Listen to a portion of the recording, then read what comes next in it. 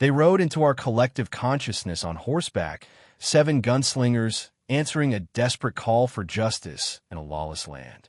The Magnificent Seven, a cinematic masterpiece that redefined the Western genre, remains etched in our cultural memory, a testament to courage, brotherhood, and the enduring power of the underdog. But beyond the legendary gunfights and sweeping landscapes lie the captivating stories of the men who brought these iconic characters to life. This isn't just a simple then and now. It's a journey into the hearts and minds of these Hollywood icons, their triumphs, their tragedies, and the legacies they left behind. The film itself, a reimagining of Akira Kurosawa's Seven Samurai, transcended its source material, becoming a cultural touchstone.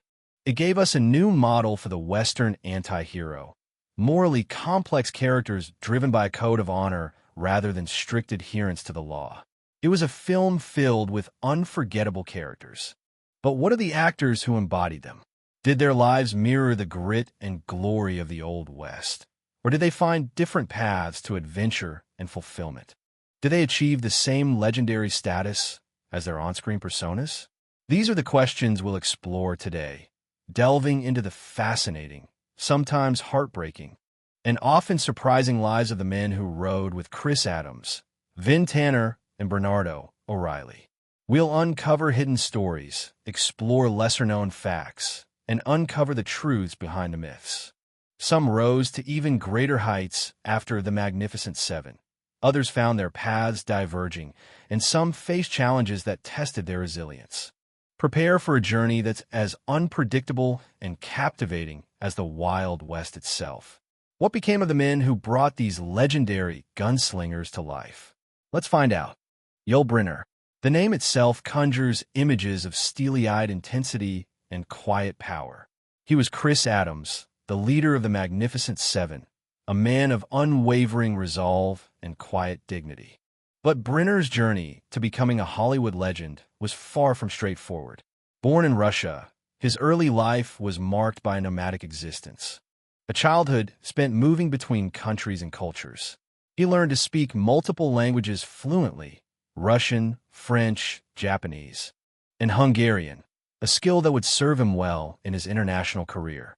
His path to acting began on the Broadway stage, but it wasn't a simple leap to fame. His English, still developing, was marked by a noticeable Russian accent. Yet he persevered, taking on a role in Shakespeare's Twelfth Night in 1941. The minimal lines were a blessing in disguise, allowing him to hone his English while making his mark on the stage. His breakthrough came with the iconic role of the King in The King and I, a performance that earned him his first Academy Award and cemented his place in the annals of musical theater history. The role of Chris Adams in The Magnificent Seven followed, firmly establishing him as a leading man in Hollywood. Briner's portrayal of the stoic, morally upright gunslinger was both compelling and nuanced, a far cry from the stereotypical Western hero. He embodied the character's quiet strength and unwavering commitment to justice, making Chris Adams a character that audiences truly connected with. But Briner's career extended far beyond Westerns. He starred in diverse roles, from the enigmatic gunslinger in Westworld to the villainous character in the spaghetti western Adios, Sabata. His commanding presence and unmistakable voice made him instantly recognizable, a true Hollywood icon. His personal life, however, was complex, filled with multiple marriages and the challenges that come with fame and fortune. His later years were marked by a courageous battle with lung cancer, a disease that tragically claimed his life in 1985 at the age of 65. Yet, his legacy lives on, a testament to his talent, his charisma, and the enduring power of his performances. He remains a figure of quiet intensity, a true gunslinger of the silver screen. The quiet intensity that Charles Bronson brought to his portrayal of Bernardo O'Reilly in The Magnificent Seven was a foreshadowing of the power he would later wield on screen. But his journey to becoming a Hollywood icon was far from straightforward. Born in Pennsylvania, Bronson's early life was shaped by the hardships of the Great Depression and the realities of World War II. After serving his country, he found himself adrift, taking on odd jobs until a Philadelphia theater group offered him a position designing sets. It was there, amongst the lights and the stage, that the seeds of his acting career were sown. His early acting roles were small, unassuming, but they provided a foundation for his future success. He even shared a cramped apartment with fellow struggling actor Jack Lemmon, both chasing their Hollywood dreams. The break came in 1960 with ABC's Man with a Camera, where he played Mike Kovac, a freelance crime photographer navigating the gritty streets of New York City. The show ran for 2 seasons, solidifying his presence on television. Interestingly, even before The Magnificent Seven, Bronson had already tasted Western success, portraying the infamous outlaw Butch Cassidy in a 1958 episode of Tales of Wells Fargo. The Magnificent Seven would catapult Bronson into a new stratosphere of fame. His stoic portrayal of O'Reilly, a man of few words and immense loyalty, resonated with audiences, marking a turning point in his career. But it was the Death Wish series that truly cemented his status as a leading man. Bronson became synonymous with the vigilante Paul Kersey, a role that, while wildly successful at the box office, also attracted criticism for its violent themes. The later years of Bronson's life were marked by a gradual decline in health. Hip replacement surgery in 1998 forced him to retire from acting, and the accolades that had once seemed boundless began to fade. His final film, Death Wish v. The Face of Death, released in 1994, showed the wear and tear of time, with critics noting Bronson's apparent weariness with the character. The official cause of his death in 2003, at the age of 81, listed respiratory failure. But underlying conditions of metastatic lung cancer, chronic obstructive pulmonary disease, and congestive cardiomyopathy all contributed to his passing. The man who brought the stoic Bernardo O'Reilly to life met his own quiet end, leaving behind a legacy as complex and enduring as the character he so memorably portrayed. Eli Wallik, the man behind the unforgettable villain Calvera, wasn't just a face on the screen. He was a master craftsman of his art, a student of the greats, and a testament to the enduring power of dedication. Long before he faced down the Magnificent Seven, Wallik honed his craft at the dramatic workshop under the tutelage of Erwin Piscator, a pioneer of epic theater.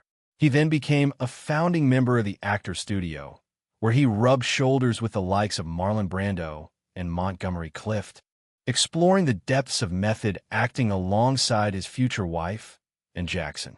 It was there, amidst the creative ferment of the Actors Studio, that a young, aspiring Marilyn Monroe befriended him. She was so captivated by his talent that she would often watch him rehearse plays backstage, eager to absorb the techniques of these seasoned actors. Their friendship extended to Wallik's family. Monroe even babysat their children on occasion.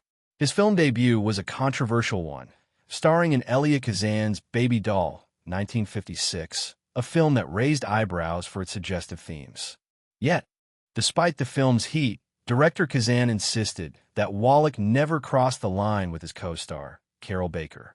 Their scenes were carefully choreographed to create a palpable sense of unfulfilled tension, a masterclass in unspoken desire.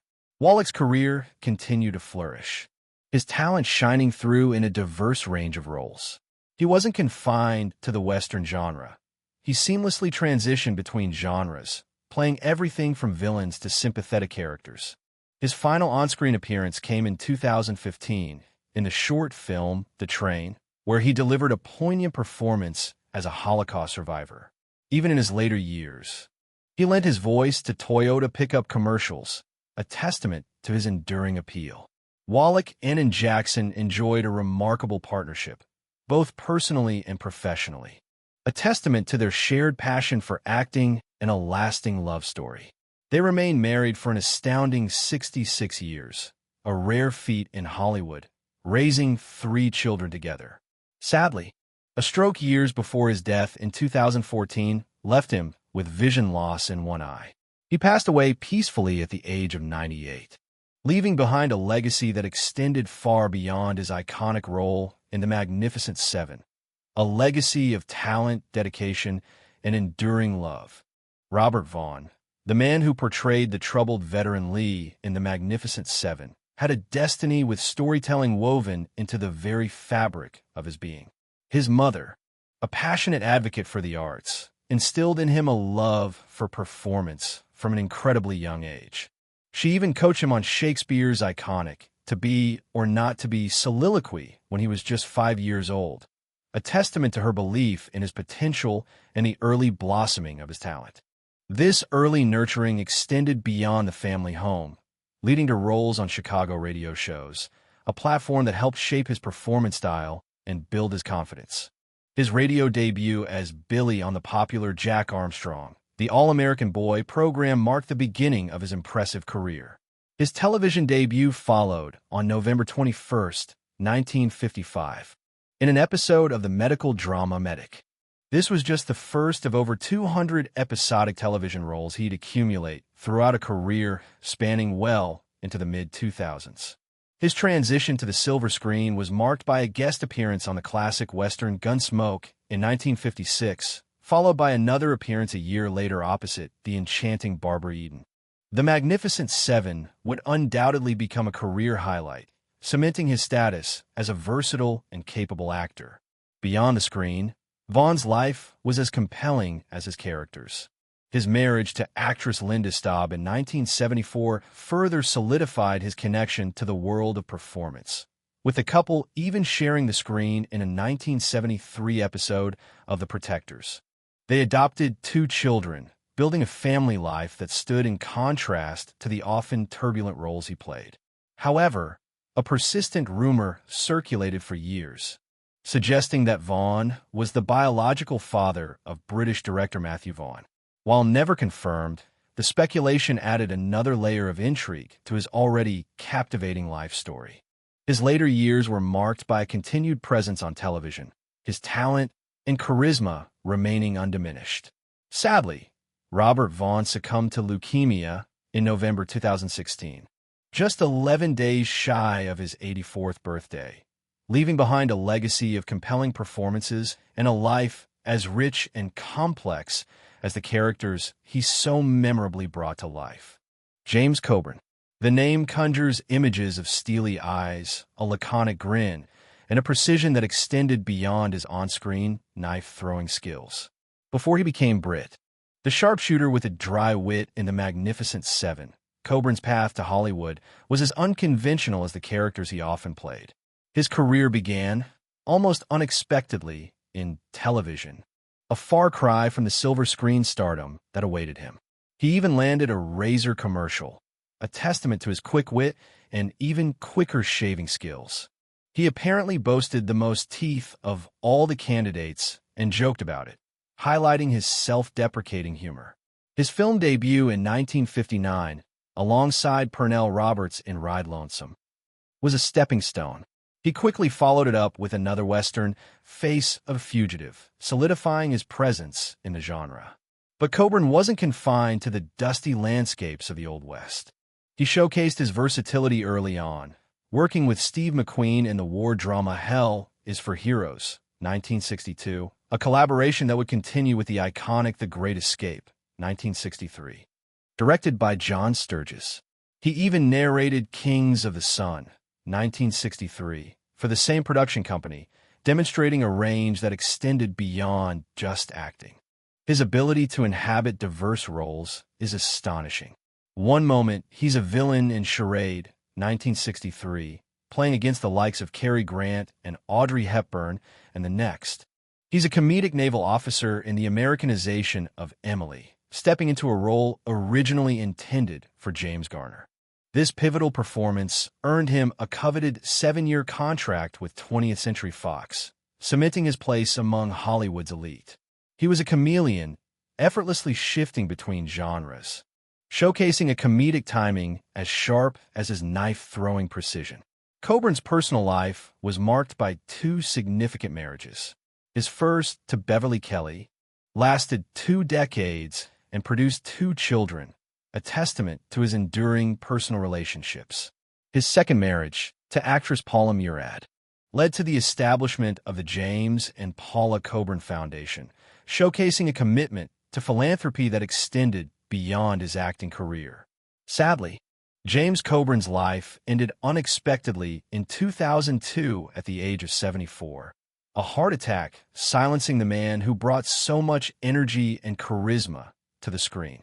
His wife, Paula, followed him less than 2 years later, losing her battle with cancer. Their legacy, however, lives on through their charitable work and the enduring memories of his captivating performances. Horst Bookholtz, the charming Chico of the Magnificent Seven, wasn't born into the Hollywood spotlight. His journey began across the Atlantic in post-war Germany. Before he ever set foot on a Hollywood soundstage, Bookholtz honed his craft in the German film industry, starting with voice dubbing for foreign films and appearing in small, uncredited roles. He worked his way up, landing increasingly larger parts in German productions, gaining experience and building his reputation. His talent, however, was destined for a larger stage. Then came The Magnificent Seven, a pivotal moment in his career. The film catapulted him to international recognition, showcasing his talent to a global audience. The role, originally played by Toshiro Mifune in Kurosawa's Seven Samurai, was a significant one, firmly establishing Bookholtz as a rising star in Hollywood. He was no longer just a German actor. He was a Hollywood player. This success opened doors, leading to roles in several high-profile productions, often filmed in exotic locations. He starred opposite Leslie Caron and Maurice Chevalier in the romantic drama Fanny, and alongside James Cagney in Billy Wilder's comedy 1, 2, 3. Yet, despite his success, Bookholtz's career wasn't without its near misses. Scheduling conflicts, the cruel hand of fate, prevented him from seizing iconic roles that would have solidified his place among Hollywood's elite. He missed out on the chance to play Tony in West Side Story and Sheriff Ali in Lawrence of Arabia, roles that launched the careers of others. These missed opportunities serve as a poignant reminder that even with talent and success, the right place at the right time remains crucial. His personal life, too, held its own drama. Married to French actress Myriam Bru, the couple had 2 children, Christopher, who also became an actor, and Beatrice, while his wife flourished in Paris. Bookholtz remained deeply connected to his beloved Berlin, his heart always seeming to reside in his German homeland. Tragically, his life was cut short at the age of 69, unexpectedly passing away in 2003 due to complications following hip surgery.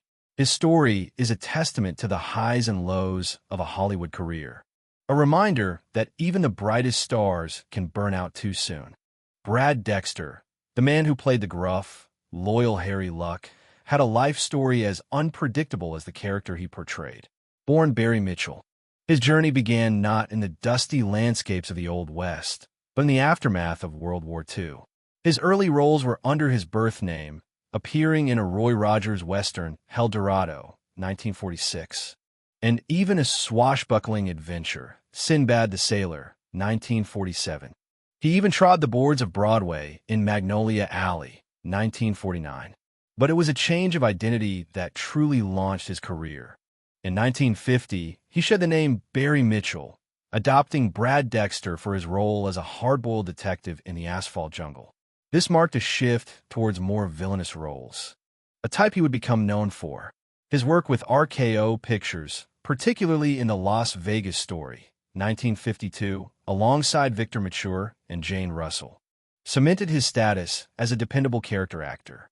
He continued to play tough guys, often on the wrong side of the law, building a solid, if not always glamorous, career. His role in The Magnificent Seven was a significant one, portraying Harry Luck, a man of few words but unwavering loyalty. While not a leading role, it was a pivotal part in the ensemble cast, showcasing his ability to create a memorable character with limited screen time. But Dexter's life held more than just on-screen drama.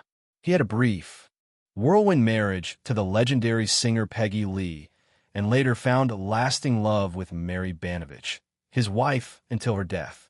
His later marriage to June Deere would last until his passing. A chance encounter during the filming of None But the Brave, 1965, led to a remarkable friendship. While filming in Hawaii, he saved Frank Sinatra from drowning, an act of bravery that deeply touched the singer. In gratitude, Sinatra appointed Dexter as vice president of Sinatra Enterprises, a testament to their extraordinary bond. Brad Dexter's life, filled with unexpected turns, unlikely friendships, and a career built on playing the villains, was a life less ordinary, ending with his passing from emphysema in 2002 at the age of 85. Robert J. Wilkkey wasn't your typical leading man. He wasn't built for romantic leads or dashing heroes. His imposing presence, his rugged features, were perfectly suited for a different kind of role: the villain, the enforcer, the man who lurked in the shadows. His career began not in front of the camera, but behind it, a testament to the often unseen dedication required to succeed in Hollywood. He started as a stuntman in the 1930s, a testament to his physical prowess and willingness to take risks. This early experience would shape his approach to acting, imbuing his performances with a visceral intensity that few could match. His transition to on-screen roles was seamless. He quickly became a familiar face in westerns, often portraying tough guys, lawmen, and the occasional menacing outlaw. He wasn't just confined to the genre, though. His versatility shone through in films like From Here to Eternity, 1953, a war epic that showcased his ability to handle dramatic roles with the same conviction he brought to his Western characters. In 20,000 Leagues Under the Sea, 1954, he played a key role as the first mate of the Nautilus, warning Captain Nemo of the giant squid and remaining loyal to him until the bitter end. He brought a depth and complexity to his supporting roles that often stole scenes from the lead actors. Wilkkey's talent wasn't limited to the big screen. He had an extensive television career, appearing in numerous adventure and drama series, proving that he could convincingly play a wide range of characters. He appeared in shows like U.S. Marshal, Peter Gunn, Tarzan, Bourbon Street Beat, 77 Sunset Strip, and The Untouchables, among many other notable series. He even played a particularly memorable villain in an episode of Adventures of Superman, shoving unsuspecting characters into a steam cabinet. His work wasn't limited to the dramatic. He also found success in comedies, appearing in shows like Perry Mason, My Three Sons, and The Lucy Show, showcasing his versatility and comedic timing. His final film role was in the 1981 comedy Stripes, a fitting end to a career that spanned decades and multiple genres. Robert J. Wilkkey, a man who brought a unique intensity and presence to every role he played, passed away from cancer in Los Angeles in 1989, leaving behind a legacy of memorable performances. Wit Bissell. The name might not instantly ring a bell, but his face, etched with a quiet intensity, certainly will. He was the Undertaker in The Magnificent Seven, a small but memorable role that perfectly encapsulated his career trajectory, a man of quiet strength and surprising versatility. While he wasn't a leading man, Bissell carved a niche for himself in the landscape of Hollywood, working steadily for decades and becoming a beloved figure among genre fans. His path to Hollywood wasn't a straight shot. Before gracing the silver screen, Bissell served in the U.S. Army Air Forces and even found time to perform in the Broadway show Winged Victory. His film debut in 1943 marked the beginning of a career that spanned hundreds of roles, a testament to his dedication and adaptability. While he appeared in a variety of films, Bissell found a particular fondness for low-budget science fiction and horror flicks. He embraced these often overlooked genres, bringing a surprising depth and gravitas to characters like the Mad Scientist in I Was a Teenage Werewolf and its sequel, Professor Frankenstein. Beyond his on-screen work, Bissell possessed a charisma that extended beyond the screen. He wasn't just a talented actor, he was a fan favorite. He attended science fiction conventions. He held leadership positions within the Screen Actors Guild and the Academy of Motion Picture Arts and Sciences, demonstrating his commitment to the industry as a whole. He was a man of quiet dignity, a quality that reflected in both his on-screen and off-screen life.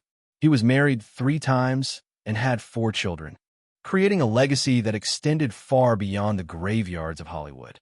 Sadly, Parkinson's disease ultimately claimed him in 1996 at the age of 86, leaving behind a rich tapestry of performances and a warm memory for those who knew him.